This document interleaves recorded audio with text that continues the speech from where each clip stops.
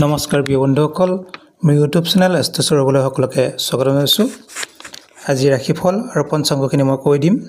পঞ্চাংগটো সকলোৰে দৰকাৰী আৰু পঞ্চাংগৰ পৰা আমি শুভ দিন শুভ বাৰ এইবিলাক উলিয়াব পাৰোঁ। তো পঞ্চাংগ যদি আমি চাওঁ, আজি বহাগ মাহৰ 2 তাৰিখ সোমবাৰ 15 এপ্ৰিল 2024।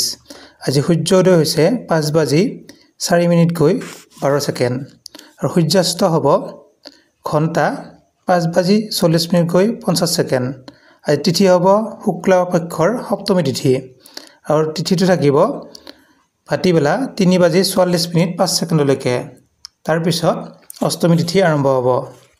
আজি নক্ষত্ৰ হ'ব আদ্ৰা নক্ষত্ৰ আৰু আদ্ৰা নক্ষত্ৰ ৰাতিপুৱা 5 বজালৈকে। তাৰপিছত হ'ব পুনৰ্বসু নক্ষত্ৰ।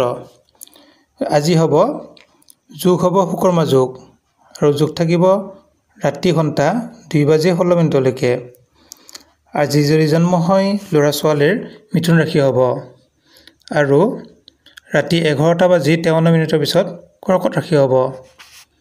আজি বৰ্ণ হ'ব বৈশ্য বৰ্ণ, গণ হ'ব মনুষ্য গণ, যোগ হ'ব মহেন্দ্ৰ যোগ আৰু অষ্টোত্তৰী হ'ব চন্দ্ৰৰ দশা, বিংশোত্তৰী হ'ব ৰাহুৰ দশা আৰু ৰাতিপুৱা 5:07 যোৱাৰ পিছত দেৱগণ হ'ব, বৰাহৰ অষ্ট্ৰী হ'ব, বিংশোত্তৰী বৃহস্পতিৰ দশা। আজি যদি আদ্য ঋতু হয় 7 দিনীয়া কান্তা যোগ, মতান্তৰে 15 দিনীয়া বেশ্যা যোগ আৰু মৃত্যু হ'লে 1 পদ দুখ পাব আৰু 5 বজাৰ পিছত 3 পদ দুখ পাব। ভাটিবেলা 3:44 যোৱাৰ পিছত 2টা দুখ পাব আৰু যাত্ৰা ঈশান কোণত নাই আৰু ৰাতিপুৱা হ'লে বায়ুকোণত নাই, গতিকে বায়ুকোণৰ কোনো যাত্ৰা নাই। গতিকে আমি যদি শুভকৰ্ম চাওঁ, শুভকৰ্ম হ'ব গৰ্ভধান, শিৱ প্ৰতিষ্ঠা, দেৱীৰ প্ৰতিষ্ঠা, জলাশয়, বৃক্ষৰোপণ, নৱবস্ত্ৰ পৰিধান, গ্ৰহ পূজা, গতিকে ষষ্ঠী বাচনম, ক্ৰয় বিক্ৰয় আৰু বাসন্তী পূজা, বাসন্তী পূজাৰ সপ্তমী পূজা।